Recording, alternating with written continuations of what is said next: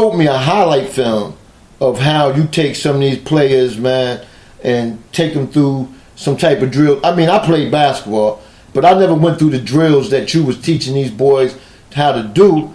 And you kind of really impressed me on your coaching skills and how you teach players. You know what I'm saying? It ain't all about all the time shooting the ball. It's about handling the ball, maintaining the ball, and using your head on the court. Yeah. So and you have to just develop a mental mind, and so you do it through conditions. And in the process of conditioning an athlete, you have to have them to buy into the concept. And how you do that is you teach them the history of where certain sports come from, those who came through and how and why. Some kids can assume that, well, I'm going to a small school, I may not be seen. Well, Tracy McGrady went to a school that had 35 students, and everybody wanted it, and he never transferred. He stayed loyal to that school. Wow. Now that school obviously has over 3,000 students, but he started out with 35 students in the school, and yet still Tracy McGrady in Hall of Fame. You get a kid like Central Arkansas, a guy like Scottie Pippen, who was traded for Portland, who was a D1 player, a big-time D1 player, where he went to mid-major and traded to Chicago Bulls in the draft. And what happened? Scottie Pippen Hall of Famer. You got a guy like Derek Fisher, the guy like Joe Dumars. You think about all the Hall of Famers in the last 10 years, you can't really name that many that can talk who's McDonald's All-American outside of Michael Jordan.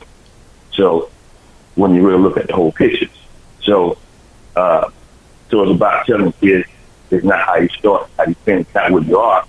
It's what you can produce where you at and then come in and do your work. Right. But Webb, but in Oklahoma State, and played against them every weekend. My brother and I, and here's a guy that worked hard to be where he is, and he came back to the last pick to make it to Atlanta Hawks. And I was with Dominique, saw him dunking in practice one day, and said, "Hey, tell the coach that Dominique had clout. We want that kid." It didn't even matter whether or not he was playing in NBA. He just made a dunk in practice that Dominique liked, and it went from there. Kid out of Dallas, Texas, where basketball really wasn't big then. So the more you teach the kid history, you can start seeing himself, herself in this situation. Wow. You have a female named Pearl Moore, who actually was the first to break Pete Marav's record, but she was never identified. Right now, Pearl Moore scored more points than a female or male athlete, but they give it to National League. They make her the big person on television, but it was a black female out of Florence, South Carolina. Wow. Broke that record. Wow. I mean, so it's a female that averaged at one point was scoring 50 points a game for like 5, 6, 7 games. She maintained that average was 32 points a game in basketball. When they first started the first WNBA, New York Liberty first came out, she was part of that team, then they folded. So, but she never got to start on the next Liberty. Wow. But was a much better basketball player. She competed against grown men every day during the summer. I mean, we talk about guys that played football, guys like George Gervin, who got into trouble when he was younger, and then had to come through AAU, what y'all call AAU now. Back then, it was all that. It was sponsored by Sears Roebuck, which was called and they created AAU, came through them, and that's where it's like these full summer leagues. That's how George Gervin got it. He went to ABA first, of course, then to him. Okay, if I'm not mistaken, go ahead. So okay. It's a transition of certain guys. You can look at Alex Ames out of South Carolina. Right. Same game as Larry Bird, but they've never seen a white ball player at the same level of their ability. But so now you can't look at Alex Ames if he had the same game as Larry Bird because there was no white guys playing that way. Right. Wow. So that nothing to take away from how great Alex Larry Bird was, but it's just the idea of transitioning to where people don't, a lot of young African American players don't realize how good they are, how good they can be, but parents are putting kids on pedestal without the proper training, without the proper teaching, because of love and emotions, and they give them false security. Right. Instead of saying, hey, you don't have a great jump shot, you don't have a great ball handling kid, you can't go left, you have inability with your left hand. Maybe we need to work on that. So when you give them false security, when you holler and stand, sitting behind the coach's bench or why my son didn't play. Kids don't develop that way because parents assume that once he hit a good 3-pointer or had a good game to someone, he doesn't need no real training. Then you have trainers that teaching kids for 45 minutes, an hour and a half, and parents paying them $200 and $300 to shoot jump shots, but they're not develop the skill set. How to run a half-court set, how to get shots off in a 30-second shot clock, how to be able to run plays, how to understand matchup zone, how to understand ball you man, how to understand one pass away. They're not teaching those things. Right. So kids get short. You have guys that are 6'4" in 8th grade, and then they put their back to the basket and not teach them how to come out and handle the ball. What we kid doesn't grow them. He's never going to be a power forward or a center in college because he's too small. 6'4" and 6'6" is not tall enough to be a power forward unless you are 220 pounds or above. So you got to be at least 6'6", 6'11". So when you have kids that are playing bully ball, playing down low, just because he's 6'4", he's the tallest kid in your team, you don't teach how to handle the ball. So you have a lot of kids by the time they're seniors, they don't make it. You're the man. Why is the kid 6'7", he didn't make it? Because no one taught him how to play guard, train him as a guard. They train him as a big man. Wow. And so they lose skills. Guys get teed out on the opportunities by their parents. Man, my son was he posting down low, he did that. Well, okay, you posting down low at 6'5". Kids you posting against this, okay, 6 feet. But then you can't shoot the ball and you can't handle the ball. And so now you graduate, you got nothing left. You can't go nowhere. Wow, that's somebody in college at 6'5". Yeah, you know, and you know what? I'm glad you came on and you saying this because a lot of people don't look at it the way you preaching it now. And I wanted you to come on because you taught me a lot by conversation as far as ball playing and all that and what you did back in the day. But tell me something. Do your players go and play AAU or you got them doing something else in the summer?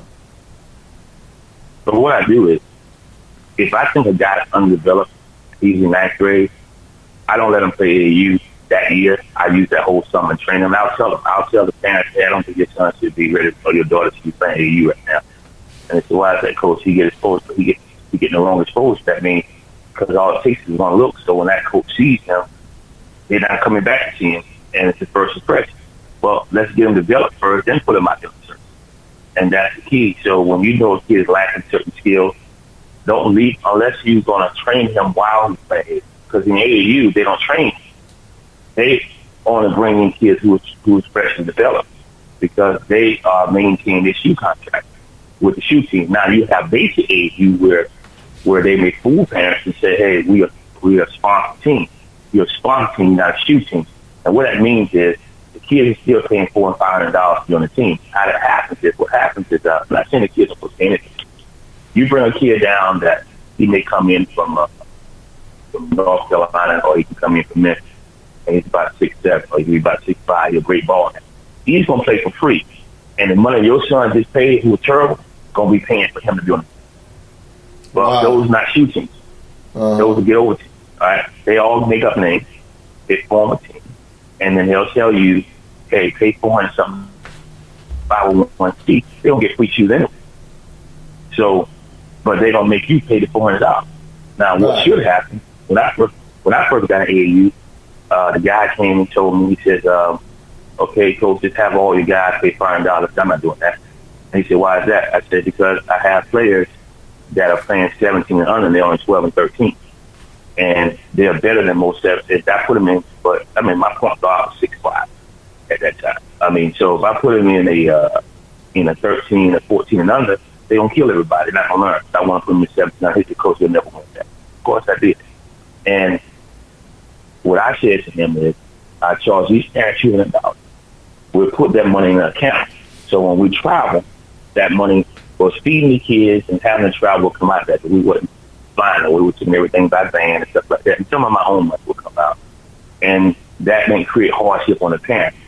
And it brought kids to me. And I used to have banquets every week, every tournament who was out there and play. I did things that kids had never experienced. It brought a different session back. That's how I eventually got into getting with the shoe teams after that, because of the respect that I interfered the type of kids I was getting. before I went into the high school game. And I didn't believe in just trying to take the money out of parents' pockets, making them think their kids better than what, put them on the team. Man, your son does not fit what we need on our team. Nothing just gonna put kids on the team to get money. Knowing they're not that good and not up in the playing time. So you have to always be honest with the people. But yeah, parents just want their kids to play AAU by any means necessary. You better be honest with yourself. So your kid should be training if he or she doesn't have the skill instead of you paying $4 and $5. Everybody doesn't make a shoe team. A shoe team, the teams have to win in order for that shoe team to be a keep them. And if that shoe team will not win, they don't venture forward. So you can get an AAU team and say, hey, we win Nike or we win unarmed. That doesn't mean that unarmed is sponsors. That means they're wearing unarmed.